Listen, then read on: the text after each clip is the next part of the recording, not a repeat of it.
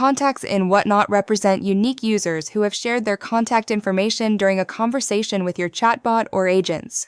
Each contact in WotNot is unique, which means duplicate contacts are not created for the same user. There are multiple ways to create contacts in WotNot. The first way is click on Create Contact button and manually add a new contact. The second way is using the Form action block in your chatbot flow. With this block, visitors can fill out a form during their conversation with the bot.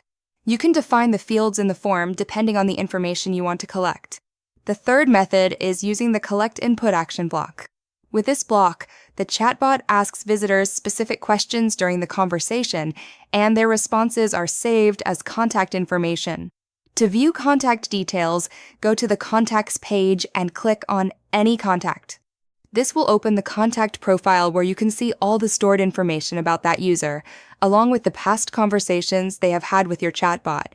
By maintaining a centralized list of contacts, WotNot helps you organize user information and keep track of interactions across conversations.